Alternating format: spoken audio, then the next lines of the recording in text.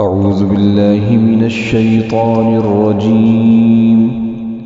بسم الله الرحمن الرحيم.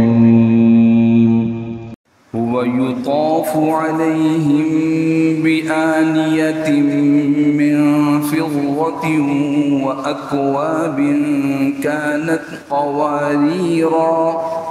قوارير من فضة قدروها تقديرا ويسقون فيها كأسا كان مزاجها زنجبيلا عينا فيها تسمى سلسبيلا ويطوف عليهم ولدان مخلدون إذا رأيتهم حسبتهم لؤلؤا منثورا وإذا رأيت ثم رأيت نعيما وملكا كبيرا عاليهم ثياب سندس خضر واستبرق وحلوا أساور من فضة وسقاهم ربهم شرابا طهورا إن هذا كان لكم جزاء وكان سعيكم مشكورا إنا نحن نزلنا عليك القرآن تنزيلا فاصبر لحكم ربك ولا تطع منهم آثما أو كفورا صدق الله العظيم. قرآن حکیم کی یہ 76 نمبر صورت ہے سورۃ الدہر. اس صورت میں 31 آیات ہیں اور 2 رکوع ہیں. ان 31 آیات میں ابتدائی 14 آیات کا ترجمہ اور تفسیر گزشتہ درس میں بیان کیا جا چکا ہے.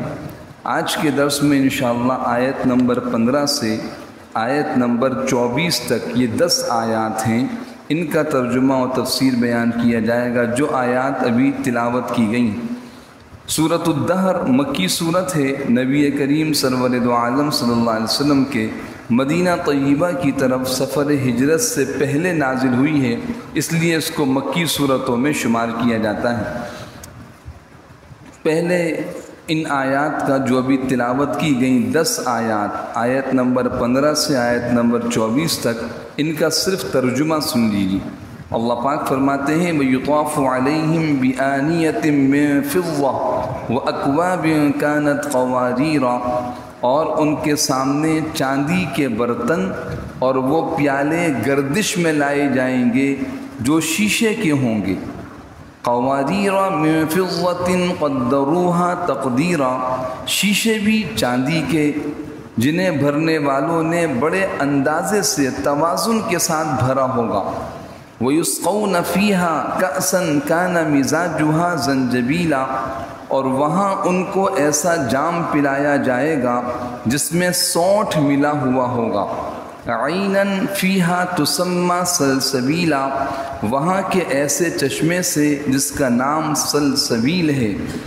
وَيَطُوفُ عَلَيْهِمْ وِلْدَانٌ مُخَلَّدُونَ، اور ان کے سامنے خدمت کے لیے ایسے نوجوان لڑکے گردش میں ہوں گے جو ہمیشہ نوجوان اور لڑکے ہی رہیں گے. اذا رأیتہم حسبتہم لؤلؤا منثورا، اے مخاطب جب تم ان کو دیکھو گے تو یہ محسوس کرو گے کہ وہ موتی ہیں جو بکھیر دیے گئے ہیں. وَإِذَا رَأَيْتَ ثَمَّ رَأَيْتَ نَعِيمًا وَمُلْكًا كَبِيرًا، اور حقیقت تو یہ ہے کہ جب تم وہ جگہ دیکھو گے تو تمہیں نعمتوں کا ایک جہان اور ایک بڑی سلطنت نظر آئے گی.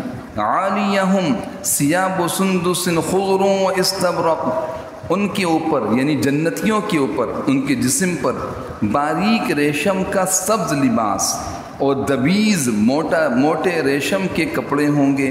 وَحُلُّوا أَسَاوِرَ مِن فِضَّةٍ، اور انہیں چاندی کے کنگنوں سے آراستہ کیا جائے گا۔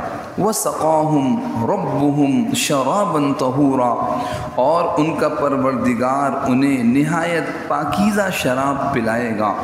إِنَّ هَذَا كَانَ لَكُمْ جَزَاءً وَكَانَ سَعْيُكُمْ مَشْكُورًا، اور اللہ ان سے یہ فرمائیں گے کہ یہ ہے تمہارا انعام، اور تم نے دنیا میں جو محنت کی تھی اس کی پوری پوری قدردانی کی گئی ہے۔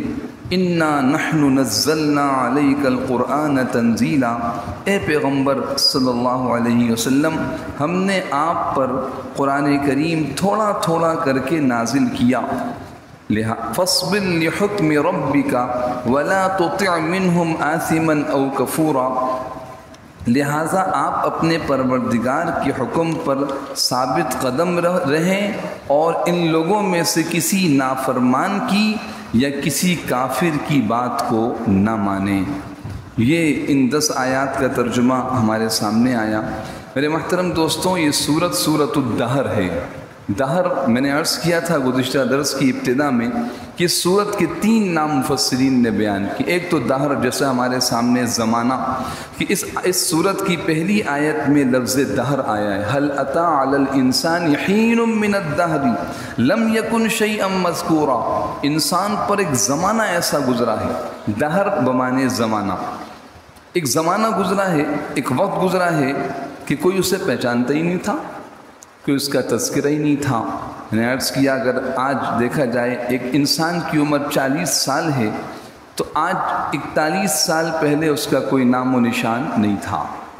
بڑا نام ہے، بڑا چرچا ہے دنیا کے اندر، بڑی ان کی صلاحیت، ان کی خوبصورتی، ان کی قوت و طاقت، ان کے علم اور کمال کا ڈنکا بجتا ہے، لیکن اس 40 سال کے انسان کو دیکھا جائے تو 41 سال پہلے کوئی اس کا نام بھی نہیں تھا۔ تو دہر ایک زمانہ، انسانوں میں ہر انسان پر ایک زمانہ ایسا گزرتا ہے۔ اس زمانے پہ غور کرو، پھر دیکھو اس زمانے پہلے جب تم نہیں تھے تو کیسے پیدا کیا۔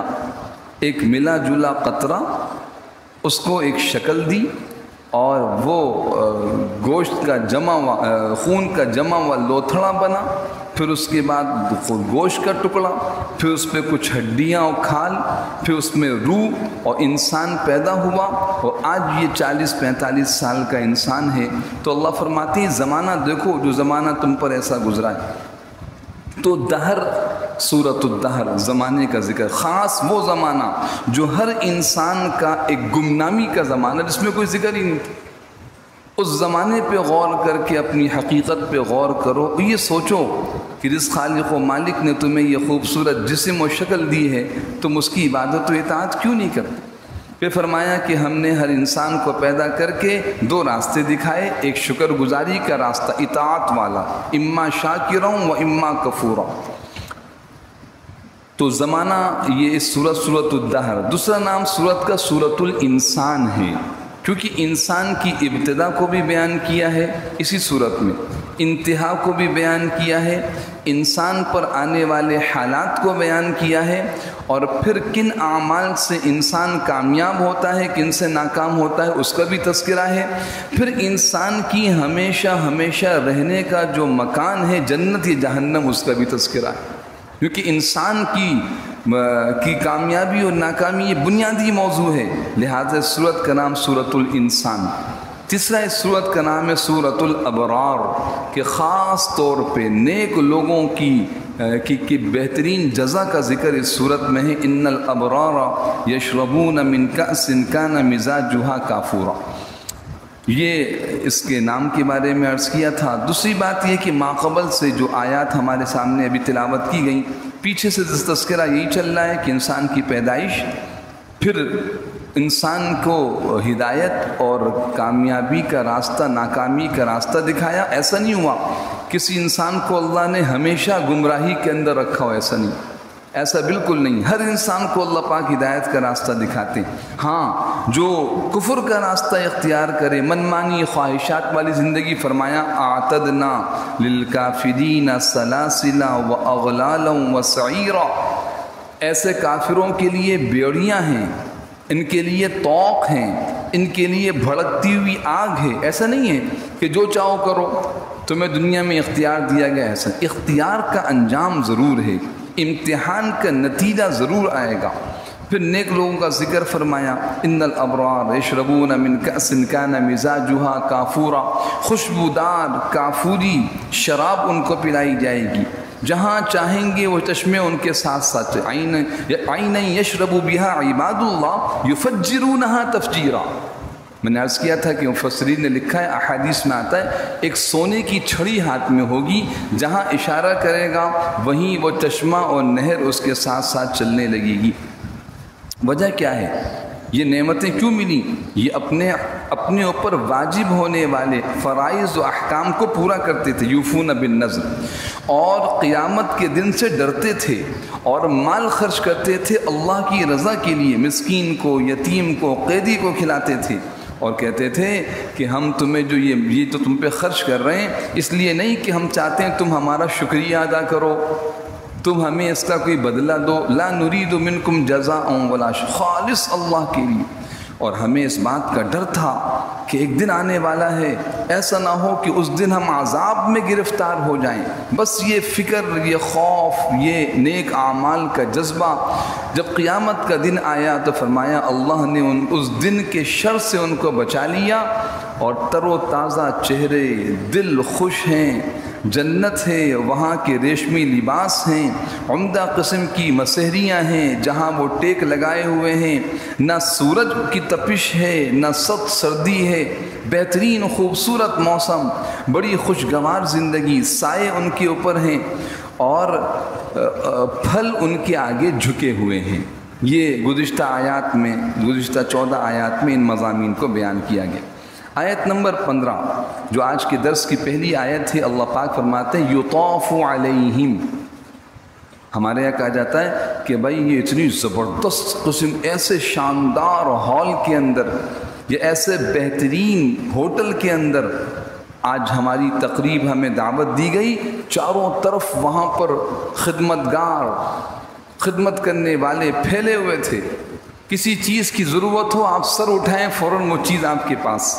تو فرمایا یطاف علیہم، طواف سے ہے چکر لگانا، چلائے جائیں گے، یطاف چلائے جائیں گے، علیہم ان جنتیوں پر، بیانیہ برتن، من فضت چاندی کے، خوبصورت چاندی کے برتن۔ اور کیسی چاندی ہوگی؟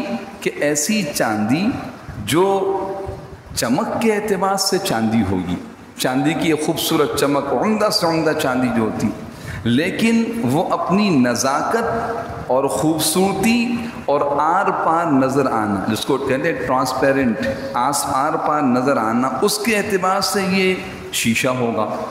یہ قرآن کریم کی وہ اہم آیت ہے جس کے بارے میں رئیس المفسرین سیدنا عبداللہ ابن عباس رضی اللہ تعالیٰ عنہما نے عجیب بات فرمائی، جو تفسیر کے امام تھے۔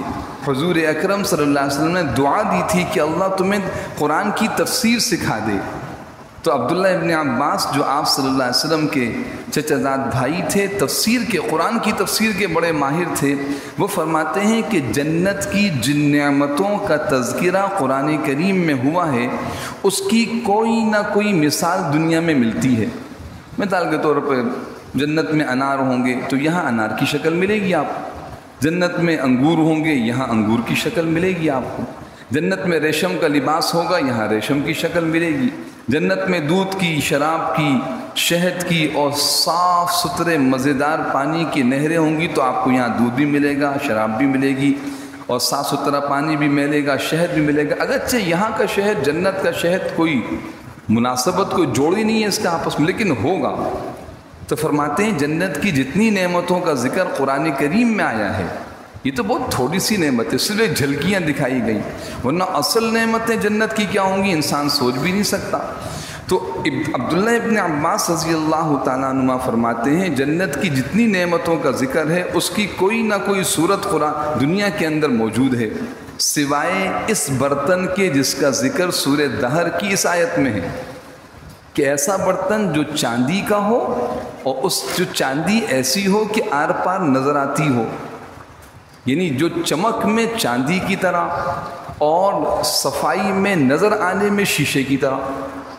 ایسی چاندی، کیونکہ چاندی کا برتن کتنی عمدہ، کتنی خوبصورت، کتنی اعلیٰ معیار کی چاندی کیوں نہ ہو، جب چاندی کے برتن میں آپ کوئی مشروب ڈالیں گے، کوئی پینے کی چیز، اس کا گلاس ہے، تو اندر مشروب آپ کو باہر سے نظر نہیں آئے گا. لیکن فرمایا کہ یہ جو اللہ پاک نے اس آیت میں جس چاندی کے پیالوں کا اور جن چاندی کے آبخوروں کا تذکرہ کیا جس میں پانی اور شراب پی جاتی، فرمایا قوارین من فضہ. یہ قوارین من فضہ کی مثال دنیا میں نہیں. آپ کو دنیا میں کوئی چاندی کا برتن ایسا نہیں ملے گا جس میں آر پار نظر آتا ہو. اگر آر پار نظر آئے گا تو وہ شیشہ ہوگا، اور اگر آر پار نظر نہیں آئے گا تو چاندی ہوگا. فرمایا نہیں، یہ اللہ پاک نے خاص وہ خصوصیت ہے جو جنت کے خاص برتنوں کی ہوگی کہ ہوں گے چمک میں، صفائی میں، خوبصورتی میں چاندی کی طرح اور نظر آنے میں شیشے کی طرح. تو دیکھیے اس آیت کو اللہ پاک فرماتے ہیں یطاف علیہم بآنیۃ من فضہ. اللہ پاک ان کے پاس چلائیں گے، یعنی وہ خدام ہر وقت، جیسے صرف سمجھانے کے لیے عرض کر رہا ہوں، ورنہ کوئی مناسبت نہیں ہے کہ آپ کسی بڑے شاندار قسم کی دعوت میں چلے جائیں. جناب یہ پرل کانٹینینٹل ہوٹل ہے یا شیرٹن ہوٹل، دنیا کے جو بڑے بڑے، ہر وقت خدام جو ہے وہ مشروبات لے کے چاروں طرف چل رہے ہیں. کہ یطاف علیہم، مستقل ان کے پاس لائے جائیں گے، یا ترجمہ کہ گردش میں لائے جائیں گے. بآنیہ، آنیہ کہتے ہیں برتن کو، من فضہ چاندی کے، چاندی کے برتن، یہ سارے برتن، اب اس میں پلیٹیں ہیں، پیالے، جو بھی برتن سب چاندی کے. وَأَكْوَابٍ، اور الگ سے فرمائے اکواب جمع کوب کی ہے، وہ پیالے جس میں مشروب پیا جاتا ہے، وہ خاص قسم کے پیالے. کانت قواریرا، فرمایا کہ وہ جو پیالے ہوں گے وہ بظاہر دیکھنے میں تو ہوں گے کس کے؟ قواریر کہتے شیشے کو، کانچ. قواریرا کانچ کے ہوں گے. پھر آگے فرمایا آیت نمبر 16 میں، کون سی کانچ؟ تم کانچ نہ سمجھنا، قواریر من فضہ، وہ کانچ اور وہ شیشہ وہ چاندی کا ہوگا. وہ تفسیر جو میں نے عرض کی کہ چمک میں، خوبصورتی میں چاندی کی طرح، اور باہر سے اندر کے مشروب کے نظر آنے میں شیشے کی طرح. یہ خصوصیت ہے قواریر من فضہ. اچھا جناب، کبھی ایسا ہوتا ہے کہ کسی خدمتگار نے، آج کل ویٹر کہا جاتا ہے، خدمتگار جو سرو کرتے ہیں کھانا، وہ لے کے آئے اور برتن آپ کے سامنے رکھا مکمل بھرا ہوا. آدمی کہتا ہے کیسے اٹھاؤں اور کیسے پیوں، اور بعض اوقات کچھ زیادہ خالی. تو عجیب اللہ پاک فرماتے ہیں قدروہا تقدیرا، جس کو بھرنے والوں نے بڑے اندازے سے بھرا ہوگا. نہ اتنا کم کہ آپ کی طبیعت پہ گرانی ہو کہ یہ تو کم ہے، یا اتنا زیادہ کہ کیسے اٹھائیں اور کیسے پئیں، نہیں. قدروہا تقدیرا، کہ اس کو بھرنے والوں نے بڑے توازن کے ساتھ بھرا ہوگا. کیونکہ میرے محترم دوستوں، یہ جنت ہے اور اس جنت کی ساری نعمتیں کامل ہیں. یہ دنیا ہے، دنیا کی ساری نعمتیں ناقص ہیں. یہ جنت ہے، اس کی ساری نعمتیں اعلیٰ معیار کی ہیں، ان کے معیار میں کوئی کمی نہیں. دنیا ہے، دنیا کی ساری نعمتوں کا معیار کم ہے، اس میں کوئی نقص ہے. تو فرمایا قواریر من فضہ، وہ جو پینے کے جو برتن ہوں گے آپ خورے، وہ چاندی کے ہوں گے، ایسی چاندی جو شیشے کی ہوگی، بھرنے والوں نے بڑے توازن سے بھرا ہوگا. وَيُسْقَوْنَ فِيهَا كَأْسًا كَانَ مِزَاجُهَا زَنْجَبِيلًا. آیت نمبر 17 میں اللہ پاک فرماتے ہیں اور ان کو وہاں ایسا جام پلایا جائے گا، یسقونا پلایا جائے گا، فیہا ان جنت میں، کاسن ایک ایسا جام، ایک ایسا پیالہ، ایک ایسا گلاس، کانا مزاجھا کہ اس میں جو مشروب ہوگا اس مشروب کا مکسچر، مزاج اس میں جو چیز ملی ہوئی ہوگی کیا ہوگا؟ زنجبیلا، یہ زنجبیل کی ہوگی. زنجبیل کیا چیز ہے؟ مفسرین فرماتے ترجمہ اکثر جگہ آپ کو یہی ملے گا، سونٹ. سونٹ کہتے ہیں خشک ادرک کو. یہ مشروب کے اندر اس کو پیس کے ملایا جائے تو اس کا ذائقہ بہت عمدہ ہو جاتا ہے. ادرک خشک، فرمایا یہ زنجبیل اس کا نام تو ہے لیکن کہیں سے خشک ادرک نہیں لائی جائے گی، بلکہ جنت کے ایک چشمے کا نام زنجبیل ہے. ہمارے یہاں مشروب میں کوئی چیز بہت پاؤڈر کے انداز سے ملائی جاتی ہے، ذائقہ بڑا اچھا، بھائی پتہ نہیں کیا چیز ملائی، ذائقہ بہت اچھا ہو گیا. تو فرمایا نہیں، یہ کوئی ایسی چیز نہیں ہوگی جو پاؤڈر ہوگا، ادرک کا پاؤڈر، ایسا نہیں. زنجبیل ایک چشمہ ہے، اس کا پانی بہت ذائقے دار ہے. اس پانی کو جنتیوں کو دوسرے مشروب میں اس کا پانی ملا کے دیا جائے گا تاکہ اس کے ذائقے میں اضافہ ہو جائے. تو فرمایا زنجبیل، سلسبیل، تسنیم، یہ سب جنت کے چشموں کے نام ہیں، جنت کی نہروں اور چشموں کے نام. تو فرمایا یسقون، پلایا جائے گا، فیہا، اس جنت میں جنتیوں کو، کأسن، ایک ایسا پیالہ، ایک ایسا برتن، ایک ایسا گلاس، ایک جس میں کان مزاجھا، کہ اس کے شربت کا جو مکسچر ہوگا، مزاج ملا ہوا، زنجبیلا، وہ زنجبیل کے چشمے کا ہوگا جس کا ذائقہ سونٹ اور ادرک، خشک ادرک کے انداز کا ہوتا ہے تاکہ اس کے ذائقے میں اضافہ ہو جائے. ہاں پیچھے دیکھیے فرمایا تھا اللہ پاک نے یشربونا، ان الابرار یشربونا، اسی صورت میں 3 الفاظ آئے ہیں پینے کے بارے میں. پینے کے بارے میں 3 الفاظ، نیک لوگ پیئیں گے، یشربونا خود پیئیں گے. پھر آگے آئے گا یسقون، پلایا جائے گا. کون پلائیں گے؟ وہ جو خدمت گار ہیں وہ پلائیں گے. اور تیسری جو آیت نمبر 21 ہے، یہ تو بہت ہی انتہا ہے نعمت کی. فرمایا خود پئیں گے، پھر خدمت گار پلائیں گے. اور 21 نمبر آیت فرمایا سقاہم ربہم، اللہ خود پلائیں گے. سقاہم، اللہ ان کو پلائے گا. تو فرمائے یسقون، پلایا جائے گا، فیہا، اس جنت میں، کأسن، ایک ایسے برتن سے، کانا مزاجھا، کہ اس برتن میں جو مشروب ہوگا اس کا مکسچر، اس میں جو ملا ہوا ہوگا، زنجبیلا، وہ زنجبیل کے چشمے کا پانی ہوگا جس کا ذائقہ سونٹ اور ادرک کی طرح ہوگا.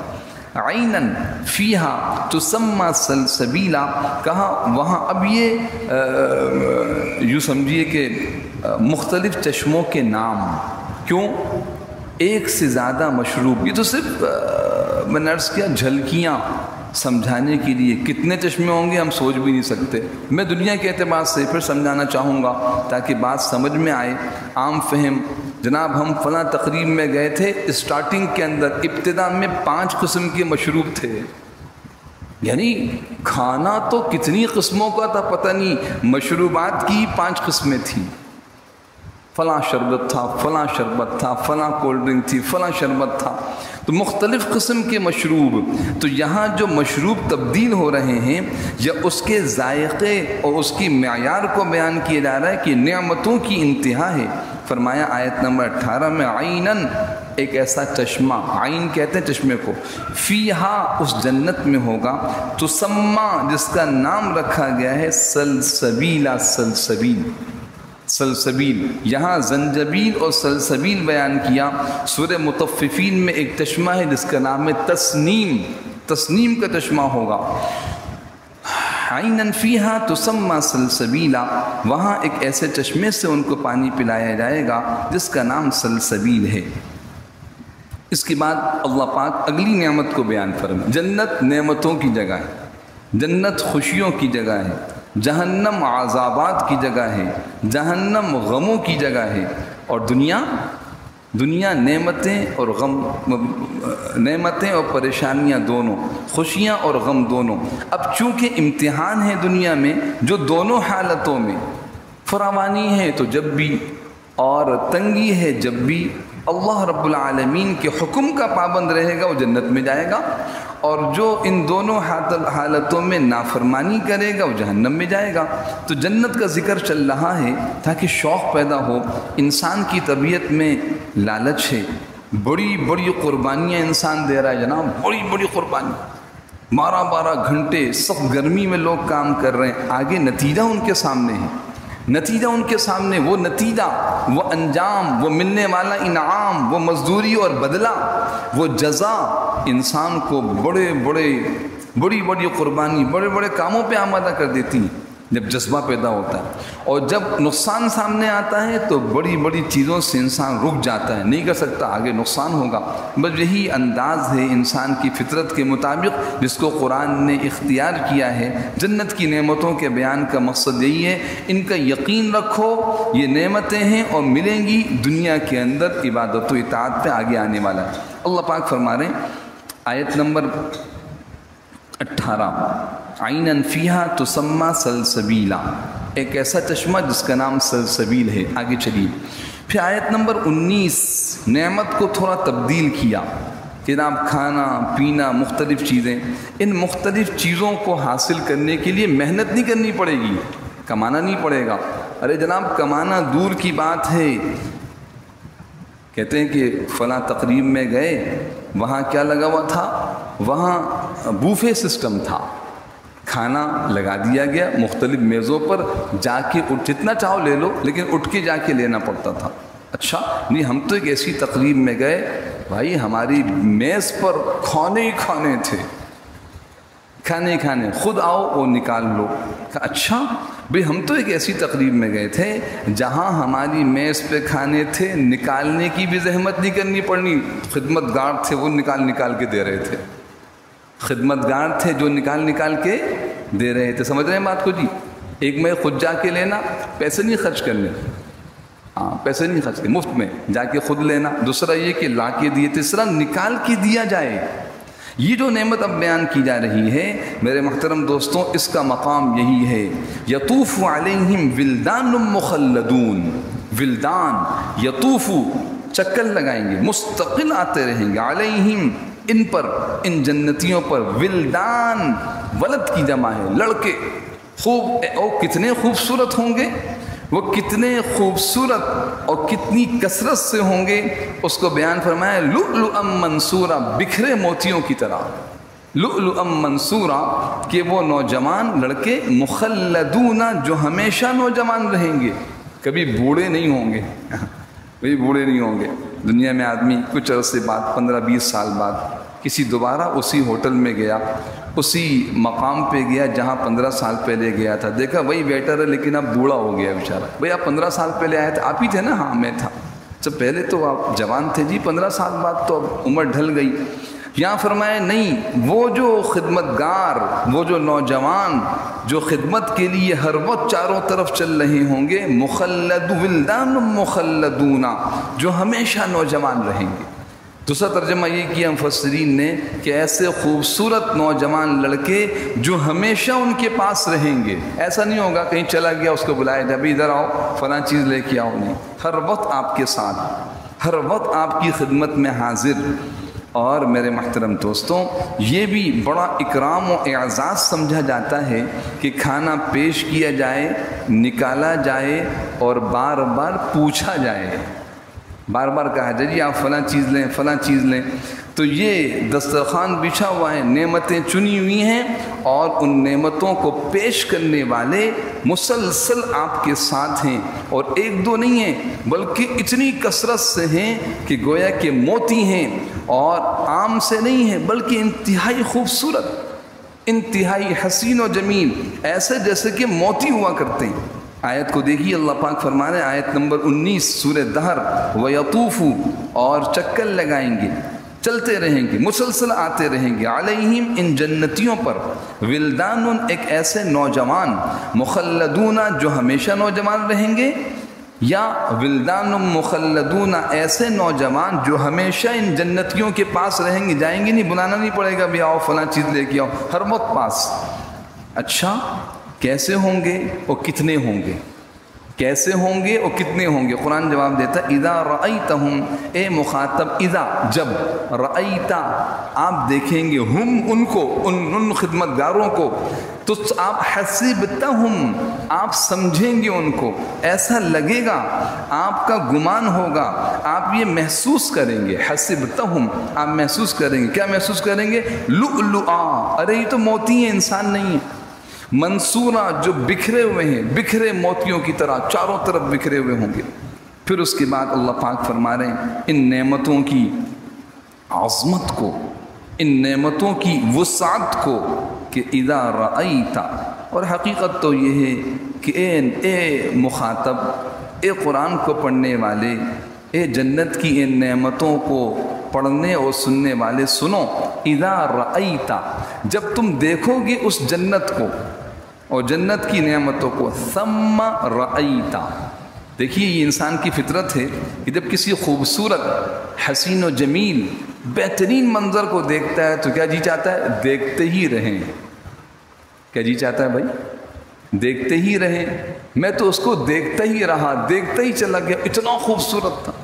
تو اللہ پاک اسی کیفیت کو بیان فرما رہے ہیں، اذا رأیت ثم رأیت، کہ جب تم اس کو دیکھو گے پھر دیکھو گے، اذا رأیت ثم رأیت، جب تم دیکھو گے، ثم پھر، رأیت جہاں تم وہ، ثم وہ جگہ جہاں تم دیکھو گے، یعنی چاروں طرف نعمتیں ہی نعمتیں ہیں، کیا دیکھو گے؟ نعیماً، نعمتوں کا ایک جہان نظر آئے گا، نعمتوں کا ایک جہان، چاروں طرف نعمتیں ہی نعمتیں۔ تم حیران ہوگے کہ یہ کیا ہوا، کہ ہم تو سمجھے کہ صرف یہ سامنے نعمتیں چنی ہوئی، آگے دیکھو گے، آگے دیکھو گے، آگے دیکھو گے، دیکھتے چلے جاؤ گے، تمہیں نعمتوں کا ایک جہان نظر آئے گا۔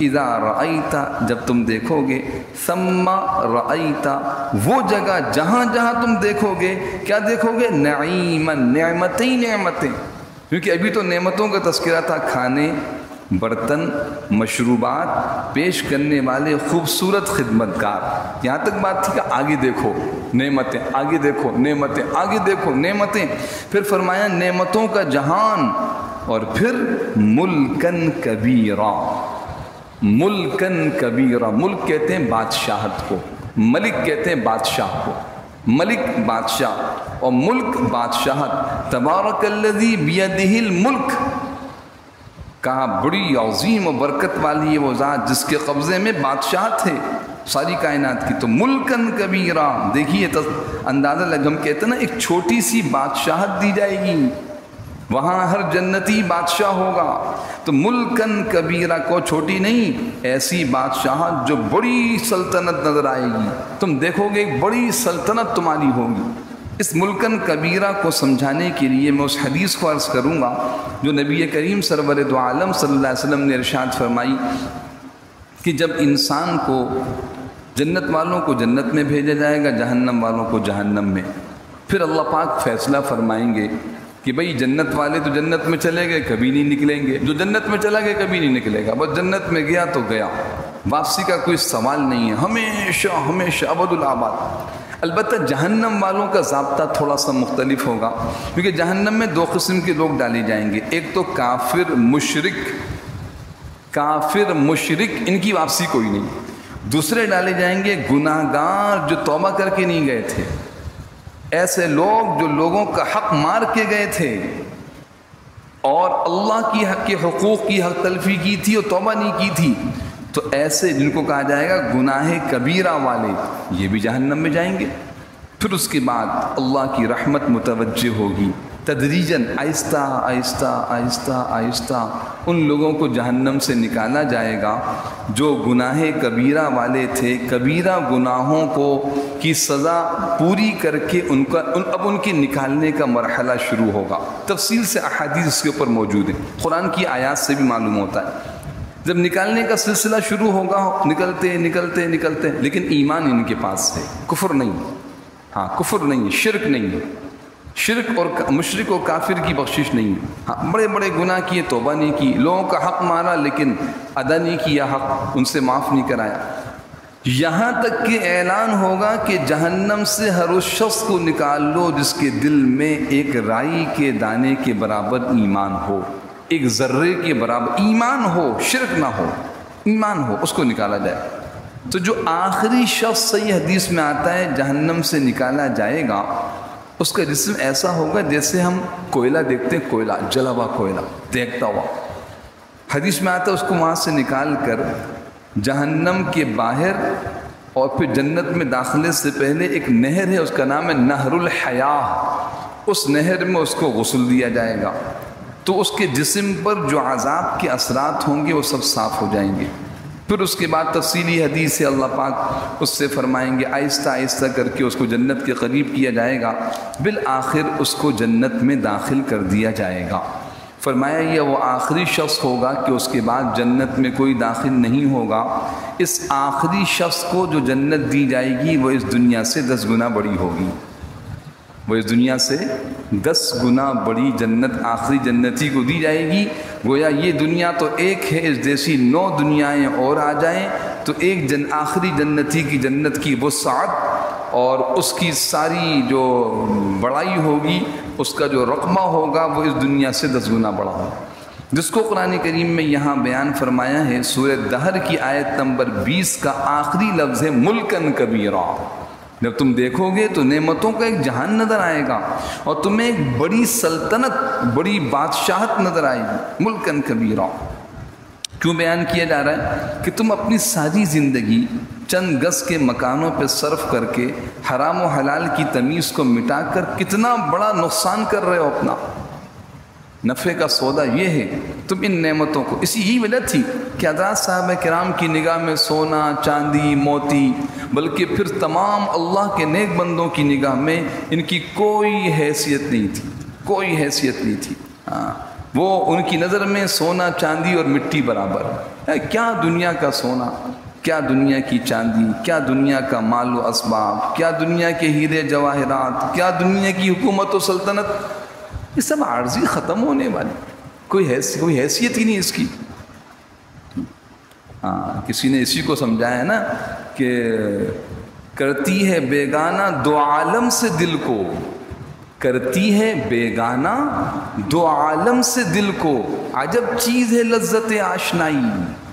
عجب چیز ہے لذت آشنائی، پہچان، معرفت. جب اللہ کی پہچان ہو، اللہ کی ان نعمتوں کی جو اللہ نے چھپا کے رکھی ہیں پہچان ہو جائے، پھر دو عالم سے انسان بیگانہ ہو جاتا ہے، کسی چیز کی پرواہ نہیں ہوتی. تو فرمایا کہ ملکن کبیرہ. پھر آگے چلیں، نعمتوں کا اگلا ایک سلسلہ شروع فرمایا. عالیہم، ان کے جسم پر. میں نے گزشتہ درس میں عرض کیا تھا کہ انسان کو دنیا میں جن چیزوں کی حاجت ہے اور جس کے پیچھے انسان اپنی پوری طاقت، قوت، محنت، صلاحیت صرف کر کے ان کو حاصل کرنا چاہتا ہے کہ میری ضرورت کی چیزیں اللہ پاک نے ایک ایک کر کے مختلف مقامات پہ بیان فرمائیں. دیکھیں کھانا پینا، آج ہمارے یہاں کہا جاتا ہے بھائی ہم تو کماتے ہی کھانے کے لیے، بڑے بڑے ہوٹل ہزاروں لاکھوں روپے خرچ کیے جا رہے ہیں. کیوں؟ ارے اتنے پیسے ہم نے کمایا اس لیے تھا. کہا دیکھو اس لیے نہیں کماؤ، یہ نعمتیں کچھ نہیں، اصل نعمتیں وہ ہیں. مشروبات، کہیں دور دور جا کے مشروبات پیتے ہیں. کہا یہ کچھ بھی نہیں ہے، اصل مشروبات جنت کے. پھر اس کے بعد مکانات کے پیچھے ایک دوڑ چل رہی ہے. پھر لباس، اب یہ لباس کا ذکر ہے. دیکھیے فرمایا عالیہم، ان جنتیوں کے اوپر ثیاب، کپڑے ہوں گے. ثیاب صوب سے، صوب کہتے ہیں کپڑے کو، جمع ثیاب. کپڑے ہوں گے سندسن خضر. سندس کہا جاتا ہے ریشم کی وہ قسم جو بہت باریک ہو، استبرق ریشم کی وہ قسم جو موٹی ہو. دونوں قسموں کے ریشم انسان اپنی اپنے موقع اور طبیعت کے اعتبار سے پہنا کرتا ہے. تو فرمایا تمہیں دونوں قسم کے ریشم کا لباس پہنایا جائے گا. عالیہم، ان جنتیوں کے اوپر ثیابو کپڑے ہوں گے، سندسن خضر سبز رنگ کے باریک ریشم کے. اور بعض احادیث میں آتا ہے اتنا باریک ہوگا کہ وہ ایک دو نہیں کئی لباس پہنے ہوں گے، لیکن ان کی نفاست اور خوبی ایسی ہوگی کہ وہ ایک لباس کے اندر دوسرا لباس جھلک رہا ہوگا. سندسن خضر، باریک سبز رنگ کا ریشم، وہ استبرق اور دبیز ریشم، کبھی دبیز ریشم پہنیں گے. پھر اس کے بعد حلو، مزین کیا جائے گا، آراستہ کیا جائے گا ان جنتیوں کو، اساور کنگنوں سے، من فضۃ جو چاندی کے ہوں گے. دنیا میں تو کوئی کڑا پہن رہا ہے، کوئی انگوٹھی پہن رہا ہے، کوئی لاکٹ پہن رہا ہے، مختلف لوگ مختلف چیزیں پہنتے ہیں. اس کا تعلق انسان کی مزاج و طبیعت سے بھی ہے اور ماحول و عرف سے بھی ہے. بعض ماحول نے بعض چیزیں اچھی نہیں رہتی، بعض ماحول نے بعض علاقے کے لوگ پہنتے ہیں. جیسے کہ فرمایا کسرا جو ایران کا بادشاہ تھا اس زمانے میں وہ کنگن پہنا کرتے تھے. بادشاہ بڑے شاندار بھاری بھرکم تاج پہنا کرتے تھے سونے کے بڑے بڑے ہار جو ان کے سینے پہ لٹکتے تھے وہ پہنتے تھے.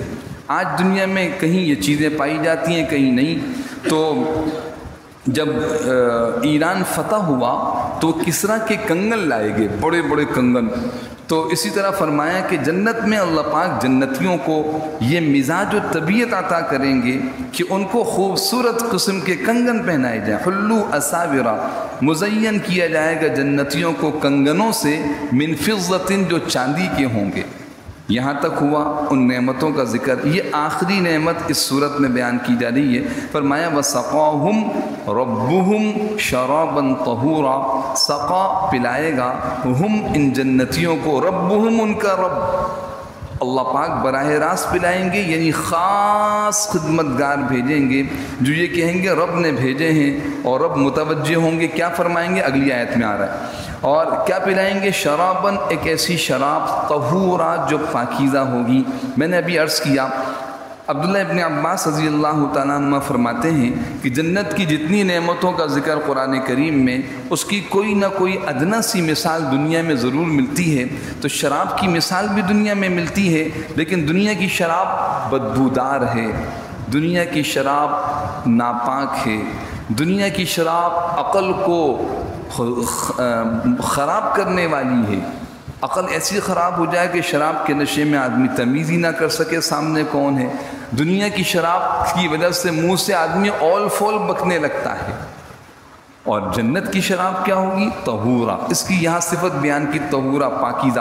سورہ واقعہ میں، سورہ صافات میں، کئی صورتوں میں اس کی صفت کیا بیان کی؟ لا یصدعون عنہا ولا ینزفون، نہ سر چکرائے گا نہ منہ سے اول فول بکیں گی. یصدعون، سر کا درد، ینزفون، منہ سے بیکار بات نہ.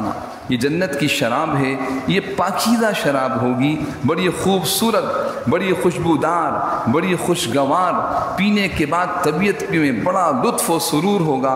دنیا کی شرابوں کی طرح ناپاک، گندی، غلیظ، اور پینے کے بعد سر چکرائے، منہ سے اول فول انسان بکے، ایسی شراب نہیں ہوگی. وَسَقَاهُمْ، اور پلائیں گے ہم ان کو، ربهم، ان کے رب، شراباً، ایک ایسی شراب، طہورا، پاکیزہ. دیکھیے یہ ساری نعمتیں ہو گئیں. ان نعمتوں کے بعد آیت نمبر 22 بڑی، یوں سمجھے یہ رکوع ختم ہو رہا ہے، اور اس موقع پر یہ آخری آیت ان نعمتوں پر بمنزلہ مہر کے ہے. کیا فرمایا؟ ساری نعمتیں ہوں، اور اس کے بعد پھر اللہ کی طرف سے اعلان ہوگا. کیا اعلان ہوگا؟ یہ اعلان بار بار ہوگا، لیکن یہ اعلان ان سب نعمتوں کی لذت کو بڑھائے گا، ان سب نعمتوں کی لذت کو بڑھائے گا. کیا فرمائیں گے؟ آیت نمبر 22، ان ھذا کان لکم جزاء وکان سعیکم مشکورا. فرمائیں گے اللہ پاک، اللہ فرمائیں گے، ان ھذا کان لکم جزاء، اے جنتیوں، اے میرے نیک بندوں، یہ تمہارا بدلہ ہے. ان ھذا، بے شک یہ سب جو تم دیکھ رہے ہو، کان لکم، ہے تمہارے لیے، جزاء، بدلہ. کس چیز کا بدلہ؟ جو تم نے دنیا میں محنتیں کی ہیں، جو تم نے دنیا میں کوششیں کی تھیں، جو مشقتیں اٹھائی تھیں، جو ناگواریاں برداشت کی تھیں، جو تم نے دنیا کے اندر جو تکلیفیں اٹھائی تھیں مجھے راضی کرنے کے لیے، جزاء. ان ھذا کان لکم جزاء. آگے فرمایا، پھر لفظ بیان فرمایا، وکان سعیکم، وَكَانَ سَعْيُكُمْ، اور جو تم نے سعی اور کوشش کی تھی، جو تم نے مشقتیں اٹھائی تھی. ہر نیک عمل کے کرنے میں کچھ نہ کچھ ناگواری ہوتی ہے، ہر گناہ سے بچنے میں مشقت اٹھانی پڑتی ہے، لیکن میرے محترم دوستوں، یہ نیکی کے کرنے کی مشقت، یہ گناہ سے بچنے کی تکلیف ضائع نہیں جائے گی. فرمایا وَكَانَ سَعْيُكُمْ، اور ہوگی تمہاری کوشش مشکورا، مشکور. آج ہم کہتے ہیں بھئی آپ ہماری تقریب میں تشریف لائے، آپ نے ہماری عزت افزائی فرمائی، ہم آپ کی قدر کرتے ہیں. قدردانی، لفظ قدر، مشکورہ کے معنی قدردانی. تمہاری جو کوشش تم نے کی تھی اس کی پوری ہم قدر کرتے ہیں، اور تمہیں اس کا بہترین بدلہ دیتے ہیں. سعیکم مشکورا. یہ میں ترجمہ اتنا ہی کر سکتا ہوں ان الفاظ کا، ورنہ عجیب الفاظ ہیں جو اللہ رب العالمین کی طرف سے جنت والوں کو کہا جائے گا. تم دنیا میں مشقت اٹھاتے تھے نا، تم سمجھتے تھے بس یہ مشقت، نہیں، آج ہم تمہیں کہہ رہے ہیں تمہاری مشقت اور تمہاری محنت کا یہ بدلہ ہے، اور تمہاری محنت اور مشقت ہمارے یہاں قابل قبول ہے، ہم اس کی قدر کرتے ہیں. اللہ کہتے ہیں ہم قدردان ہیں تمہاری ان نعمتوں. یہاں یہ رکوع ختم ہوا اس صورت کا. عرض کیا تھا کہ 2 رکوع ہیں, 2 آیتیں آج کے درس میں اور دیکھ لیجئے. فرمایا انا نحن نزلنا علیک القرآن تنزیلا. یہ ساری باتیں ہمیں قرآن بتا رہا ہے. یہ ساری باتیں کون بتا رہا ہے بھائی؟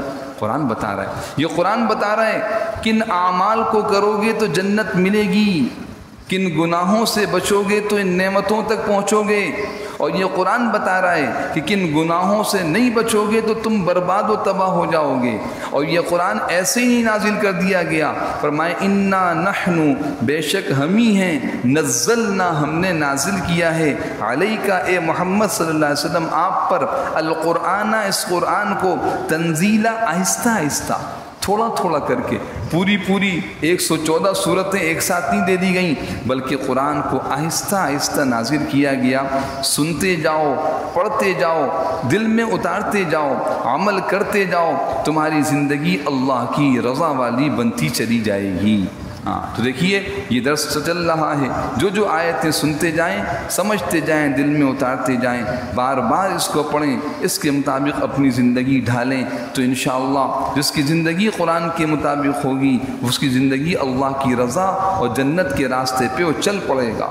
انا نحن نزلنا, اللہ فرماتے ہیں اے پیغمبر صلی اللہ علیہ وسلم, نحن نزلنا, ہم ہی ہیں کہ ہم نے نازل کیا ہے, علیک, آپ پر, القرآن, اس قرآن کو, تنزیلا, ترتیب وار, تھوڑا تھوڑا کر کے. پھر آیت نمبر 24 آج کے درس کی آخری آیت, فرمایا فاصبر. جناب جب قرآن کو سمجھیں گے, قرآن کی زندگی گزاریں گے تو مشقتیں آئیں گی, تکلیفیں آئیں گی, لوگ مذاق اڑائیں گے, لوگ آپ کو روکیں گے. فرمایا آپ صلی اللہ علیہ وسلم کو فاصبر لحکم ربک, لہٰذا آپ جم جائیے, فاصبر, ثابت قدم رہیے, لحکم ربک, اپنے رب کے حکم کے, اپنے رب کے حکم پر ثابت قدم رہیں. آپ کے رب کا حکم کیا ہے؟ یہ اعمال کریں اور اس کی طرف دعوت دیں. یہ اعمال اور دعوت, نیک عمل کرنا اور نیکی کی طرف دعوت دینا, دونوں پہ مشقتیں آئیں گی, لیکن آپ نے پیچھے نہیں ہٹنا. اور کون روکے گا آپ کو؟ یہ گناہ گار, نافرمان معاشرہ آپ کو دین پر عمل کرنے سے بھی روکے گا, دین کی دعوت سے بھی روکے گا. اور یہ صرف حضور کے زمانے میں نہیں, قیامت تک اس طرح ہوتا رہے گا. آج بھی دیکھیے اگر آپ دین پہ عمل کریں گے, لوگ آپ کا مذاق اڑائیں گے, لوگ ترچھی نگاہوں سے دیکھیں گے, مختلف چیزیں, مختلف ناگواریوں کا آپ کو سامنا کرنا پڑے گا. بظاہر دنیا کے نقصانات بھی سامنے آئیں گے, اور نافرمان, گناہ گار اور کافر لوگ یہ آپ کی راستے میں رکاوٹ بنیں گے. تو اللہ پاک فرماتے ہیں فاصبر لحکم ربک, آپ ثابت قدم رہیں اور جمے رہیں اپنے رب کے احکامات کی. ولا تطع, نامات مانیں, منہم, ان میں سے, عاصمن, کسی نافرمان کی, او کفورا, کسی کافر کی. ان کی بات نہیں ماننی آپ نے. تو معلوم ہوا کہ قرآن کے احکامات پہ جمے رہیں, اور قرآن کے خلاف زندگی گزارنے والے کافر اور عاصم, گناہ گار اور کافر, نافرمان اور کافر, ان کی بات نہ مانیں. کافروں کے راستے پہ نہ چلیں, نافرمانوں کے راستے پہ نہ چلیں, بلکہ ایمان والے اور فرما برداروں کے راستے. وہ کون سا راستہ ہے؟ وہ قرآن کا راستہ ہے, وہ قرآن کا راستہ. قرآن آپ کو اس راستے پہ چلا رہا ہے, قرآن آپ کو ایمان بھی دے رہا ہے, اعمال صالحہ کا راستہ بھی دکھا رہا ہے. تو فرمایا فاصبر لحکم ربک, آپ کیا کیجیے؟ ثابت قدم رہیے اپنے پروردگار کے حکم پر. ولا تطع, دیکھیے خاص طور پہ روکا گیا. ہاں کتنے لوگ ایسے ہیں کہ ابھی گناہ نہیں چھوٹ رہا, وجہ کیا ہے؟ ہم نے گناہ گاروں کی مجلس نہیں چھوڑی, ان کی صحبت نہیں چھوڑی. ہاں قرآن سن کے چلے گئے, اس کے بعد پھر دوبارہ گناہوں کے ماحول میں اس کا اثر. لا تطع, مت مانیں, اطاعت نہ کریں, منہم, ان میں سے, عاصمن او کفورا, کسی گناہ گار کی یا کافر کی. تو کافروں اور نافرمانوں کی صحبت سے بچنا ضروری ہے, ان کے ماحول سے اپنے آپ کو بچانا ضروری ہے, ورنہ دین پہ چلنا مشکل ہو جائے گا. اللہ سبحانہ و تعالیٰ ان آیات کریمہ کا یقین ہمیں نصیب فرما دے, ہمارے دلوں میں اتار دے, اس کے مطابق اللہ ہمیں زندگی گزارنے کی توفیق عطا فرمائے. ان آیات کو میں ایک مرتبہ میرے ساتھ پڑھ لیجئے, اور ساتھ ساتھ اس کے ترجمے اور مفہوم پر بھی غور فرمائیے. بسم اللہ الرحمن الرحیم. ويطاف عليهم بآنية من فضة وأكواب كانت قواريرا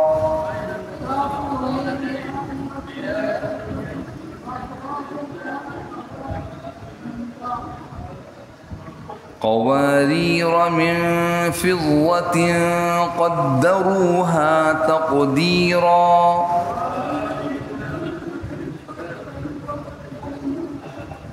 ويسقون فيها كأسا كان مزاجها زنجبيلا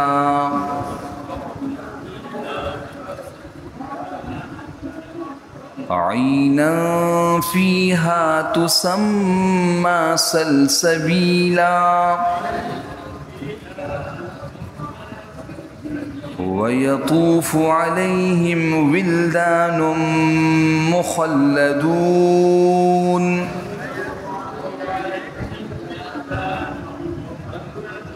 إذا رأيتهم حسبتهم لؤلؤا منثورا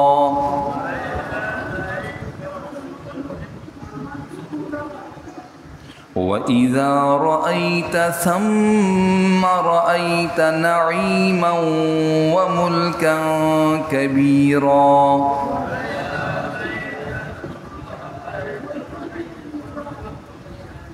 عاليهم ثياب سندس خضر واستبرق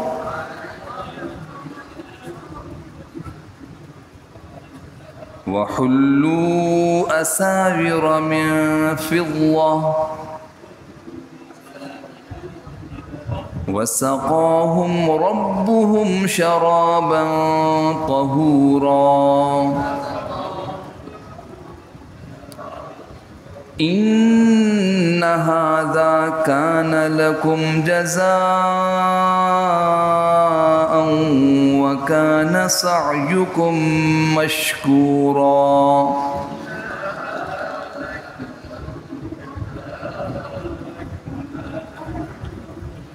إنا نحن نزلنا عليك القرآن تنزيلا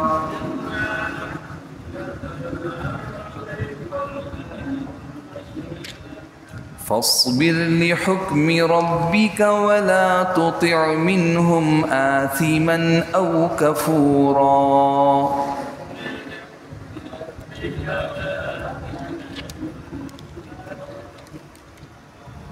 صدق الله العظيم.